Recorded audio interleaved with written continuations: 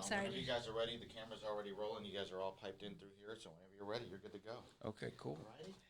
I didn't realize it was. I would have dressed differently. It's okay. Do you need me to put on? I do need you to put on headsets, and I will figure out. Figure out.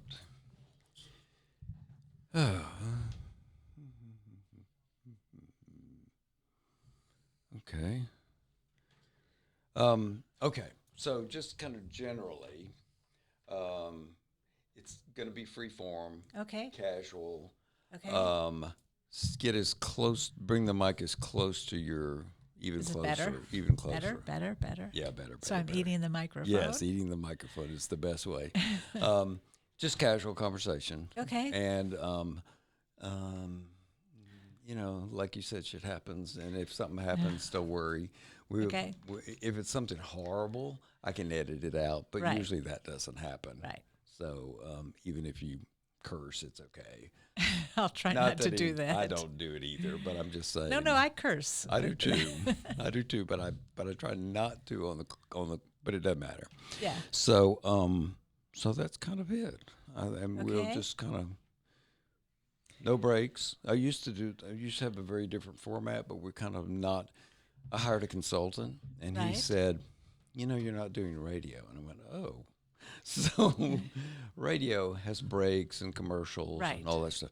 And eventually we will have commercials, but they'll be at the beginning and at the end and not in the middle. Right. And so anyway, what title do you want for me to introduce you as? Morgan Hare? Hare. I'm a founder of the Heirs Foundation and Okay. board member and board chair. Okay, cool. Heirs Yeah. Foundation. And then we'll just go from there. And I think we're okay. Can you hear all well? And I can hear everything. great. So I guess we'll just get started. There's no Okay. reason not to. I'm good. Me too.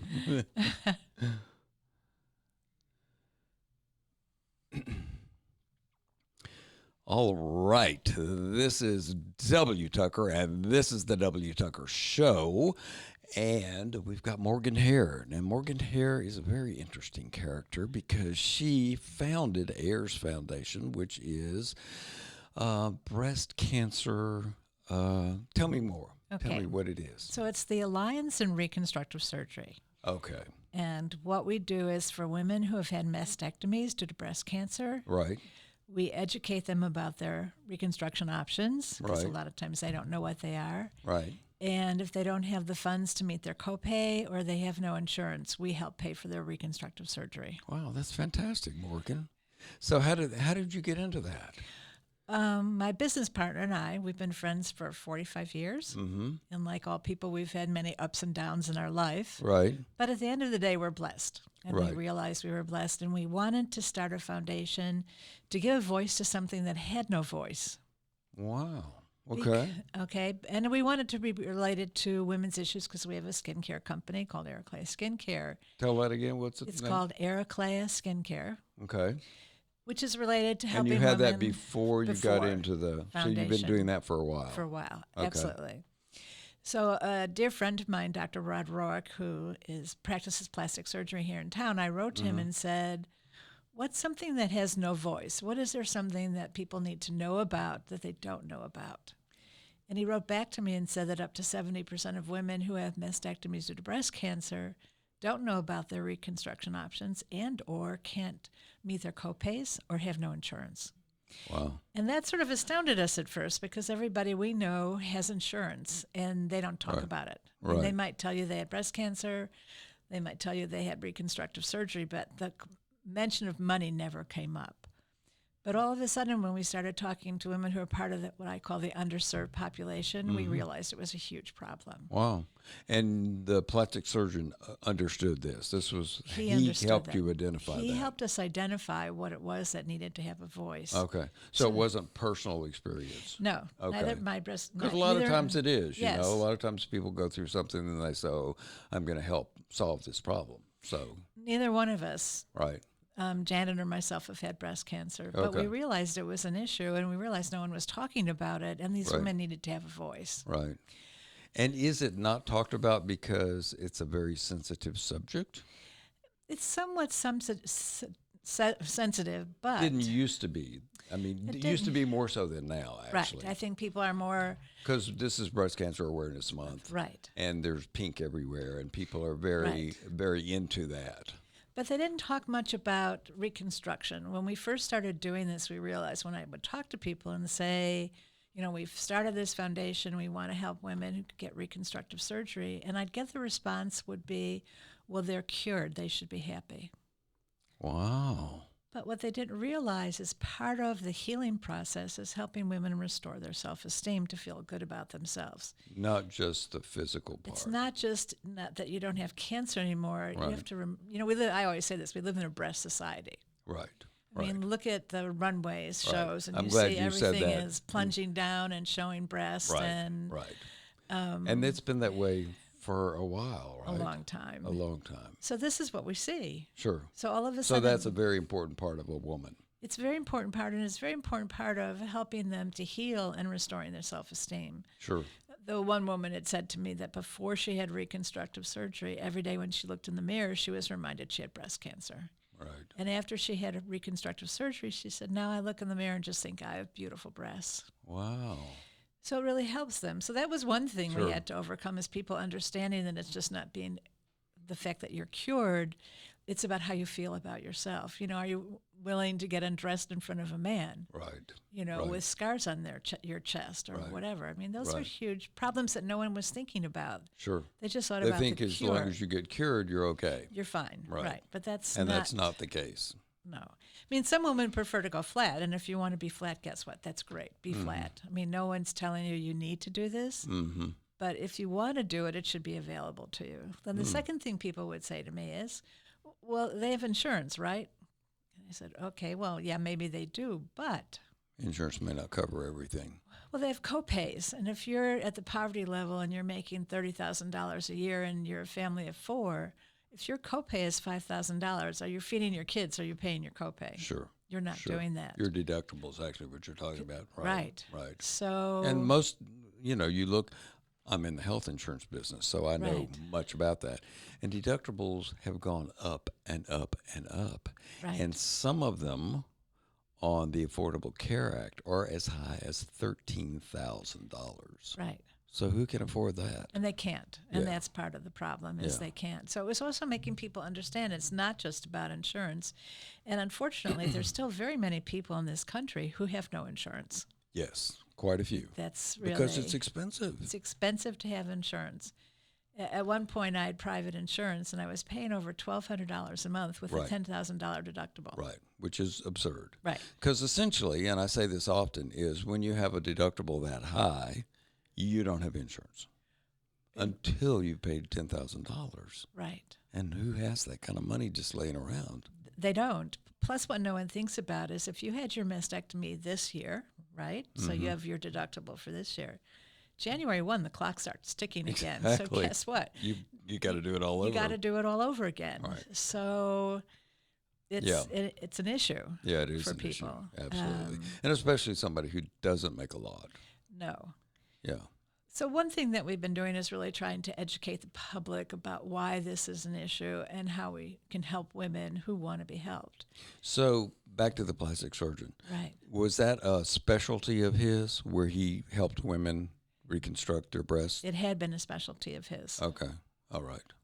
Because So not everybody anyway. does that, I guess, right? No, it's a real skill. It's a specialty. very special skill, Right. and it's an art. Yeah, absolutely. It's really an art to make somebody have nice looking breasts. breasts when the Right. are mastectomies still done as much as they were in the past? Like my mother had one, but that was Right. probably 30 years ago, right? And I thought maybe they didn't do them as often now as they did then. No, I think it depends on your tumor. Yeah, It depends what stage it is. right. It depends also if you have the BRCA gene. There's many women now who have Explain what that is. I don't know what well, that is. the BRCA gene is the gene that says that you have a greater propensity to get breast cancer. Okay, so you might know that early on in life. Well, you would be tested to Mm-hmm. see if you have the BRCA 1 or 2 gene. And if you have it, it means that you most likely have up to an 80% chance of getting breast cancer. Wow, that's amazing. So is that a normal part of a annual physical for a woman? It's not. It's not part of an annual physical. But you probably think it should be. Well, I think everything should be. So that was related to women's breast health. Right. You know, I think the other problem that so for women who do have the BRCA gene. So do they need to ask that when they go to get their annual Well, they physical? should. Right. You should ask to be tested for it. It Sure. used to be very expensive. It used to be $3,000 to be tested. To be tested? Yes, and there's a long story behind that, which I won't go into at this That's point. ridiculous, but right? It was. Yeah. But now, Now it's not? No, it's not. I did 23andMe, and they Right. send you back something Sure. saying you don't have breast cancer, but that doesn't mean you don't have the BRCA gene, but that doesn't mean you Oh, can't. so 23andMe will actually identify that. Yeah. Okay. And then there's lots of places you can go for genetic testing. And that's that'll not identify it. $3,000. It's not anymore. Right. It's much cheaper than Right. that. Right. But if you have the gene, then you might think to do a prophylactic mastectomy so you don't get breast cancer. Now, what's that? Explain what that is. What it means is you just have a mastectomy, and it's prophylactic, so it means that you don't have breast cancer yet. So you're just doing it as a preventative measure. Oh, I get it. And these I women think, want Reconstruction as well. Jolie did that, right? Angelina Jolie. Angelina Jolie Yeah, did that. she first had a hysterectomy Right. because her mother died from ovarian cancer, Right. and that's And how that they was found just out her she had the preventative gene, way. And it was her preventative way. And she did the same thing for mastectomies, right? Yes, she did. Right. She Both did. of her breasts, right? Yes, Wow. That is brave, right?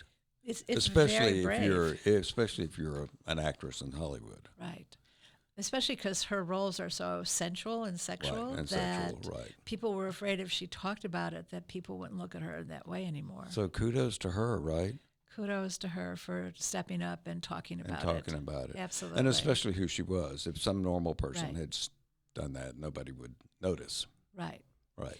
The other issue women have to be aware of, and now there's a law passed, is that if you have dense breast, Mm-hmm.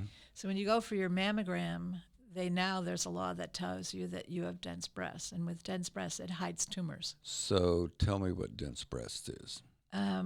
Dense breast. Is it what it sounds like? What is exactly what it sounds like? It sounds like when you have a mammogram, your They're breasts, thicker than normal. They just look dense. They look dense. And the problem with that is it can hide tumors because an because you X-ray can't see them, and right. the mammogram, the denseness of the breast hides the denseness of the tumor. I get it. So if you have dense breasts, you need to ask for them to go further and do an ultrasound or something more to be able to identify that. What percentage of women have dense breasts? Over 50%. Wow. That's more than I would have thought. Yeah. It's a large number. And it doesn't matter if you're small or large breasted. It's just the quality of it. Right. How interesting. Okay. All right. So I asked about so now that test Right. cost a lot less. A lot less. Not $3,000. Right. So everybody can afford to have that as part of their annual physical. They should. And they should ask about it. Every year? Is that No, once you know you have it, then you know. Then you know. Then you know. It doesn't go away and it doesn't change And you doesn't can't get it come. later. It Okay. doesn't come and go. It's I just see. it's just Just there. once. I get it. And the other interesting issue is the gene can be passed down through men. No, that is interesting. So a woman can pass the gene to her son, and the son gets Could married, then- and he could pass it to his children. Okay. So it's not just mothers passing the gene on to their daughters. That's it's what you also would passing think, it right? to sons as well. Wow. So men can have the BRCA gene. And not be affected by it because... No, they can't be affected they by can. it. Okay, Absolutely. explain that. Well, men can get breast cancer. Okay. Just not... Well, yeah. Yeah. Yeah, I got And men don't go for mammograms. it. Right. Men don't go for mammograms, It's not right. on their list. It's not on their list of health care. So that's So- very interesting. So even men should be tested. Everyone should be tested. Everyone should be tested. Right. How interesting. Yeah. Not something I would have thought. I don't think many people think much about it. Sure. And most of us think these things are never going to affect us. Sure, of course, we all do. We all, we all sort think of, that. we all think we're fearless and nothing's going to get us. And Right. unfortunately, something will get us in Something the might. end. Yes, something will. Something's going to get us in the end. And I think, it's the whole thing about being aware of your body. Right. Right. It's really important. So what's interesting is annual physicals, Right. something that everyone should do, something that I do, Right. and some of the health plans that I represent actually make it so that if you go to the right doctors and the discounts are the right amount, Right. you actually can make money by going to your annual physical. That I don't know about. Isn't So that I've never amazing? made money going to the doctor. I just had a customer the other day called up and said, I got this $60 check. What is it? And I thought, oh, yeah. So I went out, looked at it, and I said, well, yeah. After the discount and the benefit, there was $60 that was left over from what the payment was. Isn't that amazing? That's very amazing. And not only that it's amazing, but then people think, oh, yeah, I'm not going to lose money by going to get my physical. So it's a big incentive. So guess who wins? Everybody. Absolutely. The insurance company wins because they don't have to, they can people can catch things early. And of course, the patient wins. Preventative medicine is so important. When you think about breast cancer, if they find your breast cancer in the early stages, the cure rate is about 80%. Wow. So what is an early stage catch?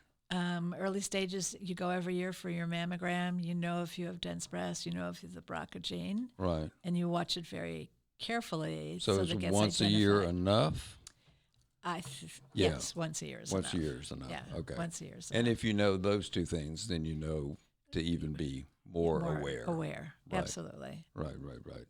But the problem is we don't all go to the doctor every year. We don't all go get our mammograms when we're supposed to. We don't. And especially the younger, the less likely. right. I mean, I had one woman who we helped who had no insurance.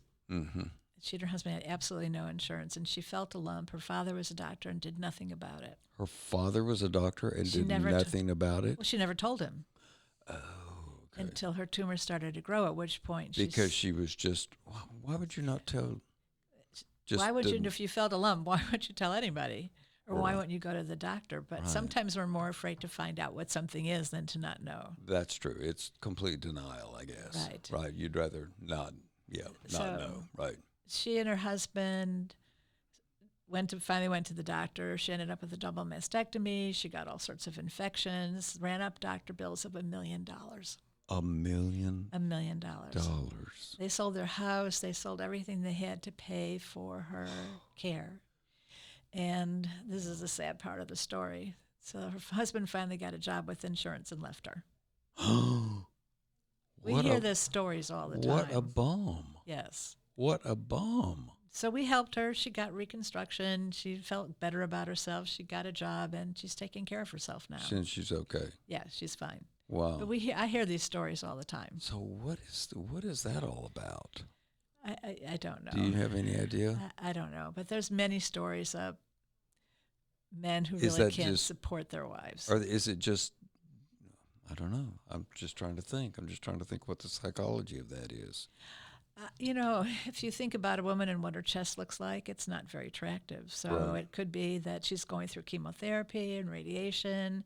She's not interested in having sex. Sex, right. And, husband feels neglected rather than Right. being supportive, and Right. they look elsewhere, They look also. which right. is really unfortunate, but it happens. It does happen, yeah. You're right. I guess you probably just described what it was all about. Mostly. And then, we have a great advocacy program. And the woman who runs our advocacy program, Tamara Seeger, she's a breast cancer survivor. Okay. And what we do is for every woman who applies for a grant, we assign an advocate. And most of our advocates are breast cancer survivors. Because many of these women... So each woman gets an advocate, gets an advocate. kind of like somebody to help them through the process. Right. We don't make any recommendations or about treatment or anything, but what we know is that a lot of these women have no support systems. Okay. And this is someone for Does them this to mean their talk to. family is not supportive? Sometimes they have no family, Sometimes they have no family. Okay. or sometimes their family isn't supportive. Right. I think So they feel, so they feel Abandoned, alone and right. abandoned. So by having someone to talk to through the process sure, somebody who has been through it. who's been through it is a real help to them. Sure. Plus, our advocates really work hard to help get the cost down because reconstructive surgery can cost anywhere from $10,000 to $150,000, Okay. depending upon what kind of surgery you have. Right.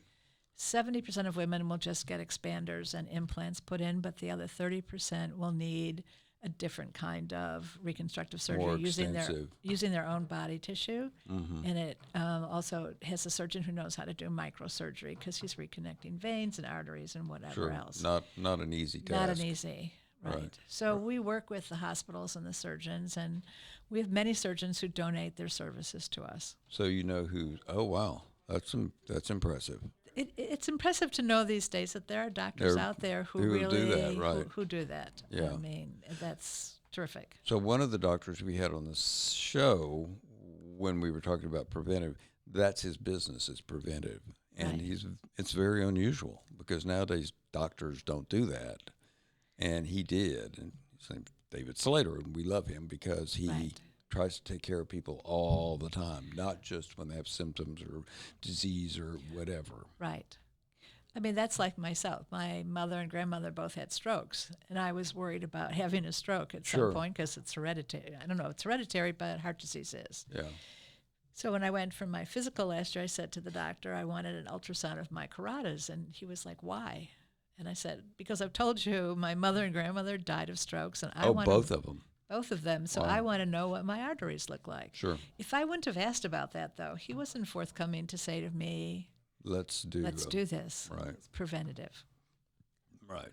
Um, So are you okay? I'm fine. Okay. Cool. I'm fine. As far as I know, I'm good at the moment. So that's runs in your family, I guess, huh? Cancer and stroke runs in my family. Wow, that's a bummer. Well, something. But you're Something's going to get you, no matter what. Something's going to get you have you. a great attitude. You know, I really believe as we get older, we need to keep moving. I think that's Sure. really important to be active. Absolutely. And you have to keep mentally active as well. And keep Absolutely. up with your doctor's appointments. I Yes. think those are important. All Yeah, important. I think what's interesting is I probably started getting my annual physicals when I was 40, which is probably okay. But people should have them before then, especially women who might have potential for breast cancer. Right. So it's good to do it all the time. It's good to keep up with your health. Yeah. I mean, the whole thing of catching something early makes a huge difference Absolutely. to whether Absolutely. you can be cured or you can't be cured. And that's really important. Yeah.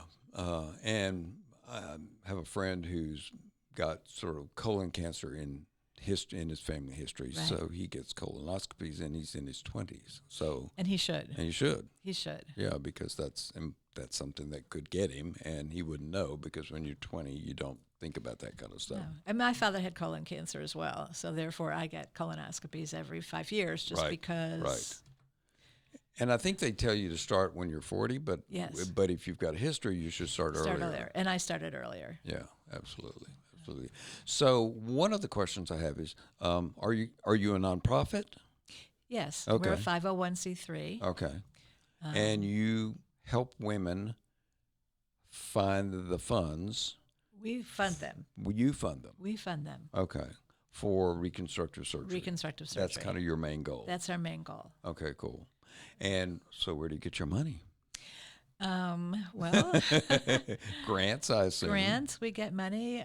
People make donations. Right. My skincare company supports it. The 3 founders, we supported. Our board members Wow. support it. Last year, we were very lucky. Saks does their annual Key to the Cure event. What is that? Well, Saks, during Breast Cancer Awareness Month, they do a fundraiser Okay. for a charity that's related to breast cancer. Okay. So last year, their ambassador was Julia Louise-Dreyfus. And Oh, wow. we know she had breast cancer. Okay, I didn't know that. Her reconstructive surgeon is on our board. Fantastic. So she said something to him. I see you're on this board. Is this the charity I should designate as my charity of choice? So through a lot of conversations, Right. she decided to make Ayers the charity for the funds that were raised by Saks Fifth Avenue for their Key to the Cure event. They sold T-shirts, and we had the biggest sell-through and got the biggest donation from them, which was just terrific. That's fantastic. Yes. That's fantastic. So that was a very good year for you. It was a really good year for us. And next week, So it means you can help more people. we can help more people. Right. Our surgeries average, by the time we get costs down, around $5,000. Oh, that sounds sort It's of reasonable, actually. Yes, that's why we work very hard to Right. get the cost down. So you know which doctors are good and which ones will do it for less money. Well, and sometimes they say this is our fee, and we talk to them and say, can you reduce it? Okay. You know, we'll work with the doctors to get them to reduce or Right. not have their fees. Sometimes the culprit is the hospital, though.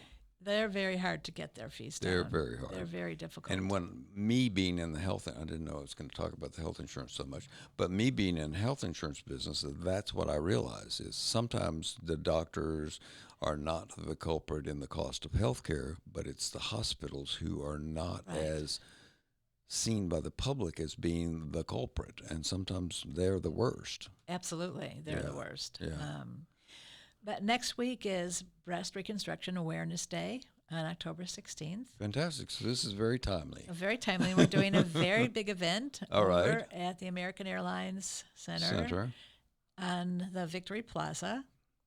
We're going to be there from 10 until 2 o'clock. And what we're doing, which is really interesting, is we're offering in the morning 2 yoga classes and 2 Pilates classes in the afternoon, because it's very important for these women to exercise.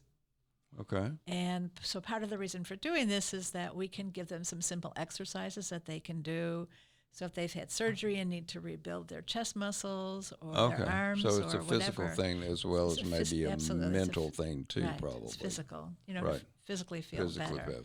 So we have pink yoga mats that we're giving out to people in bands, so when they go home, they can do some of the exercises we've taught them. Fantastic. So what day is this again? This is October 16th.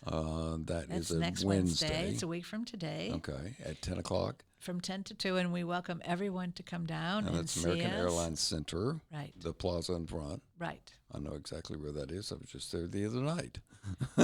So yoga class and a Pilates class? So 2 yoga classes in the morning, one at 10:30, one at 11:30, and Pilates at 12:30 and 1:30. Wow, fantastic. So have you done this before?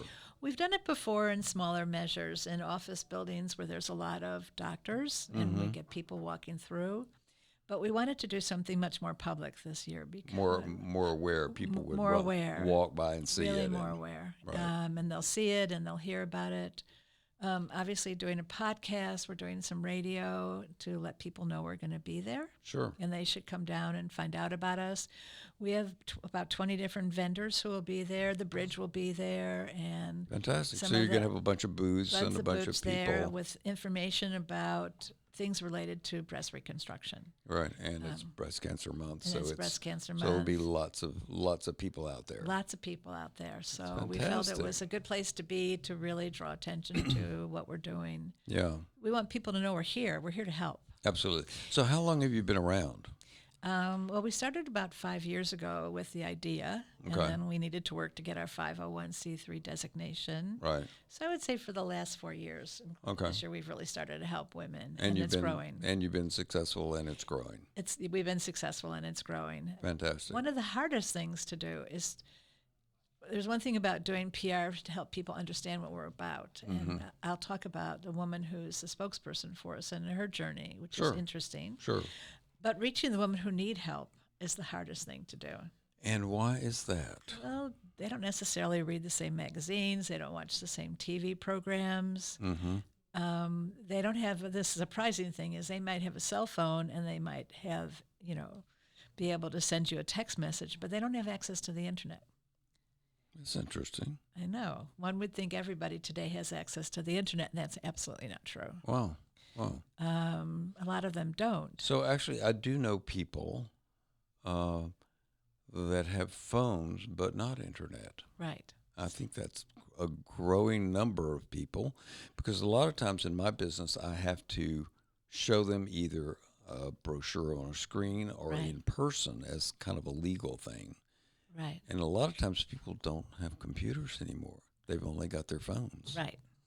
So interesting. So if you're on your phone, it's harder to spend the time looking Sure. on the internet to find information. So we get referrals from the American Cancer Society, from Komen, and from a variety of different organizations. And they're all tied into breast cancer awareness. They're all tied up to breast cancer awareness Right. and helping people with breast cancer. Sure.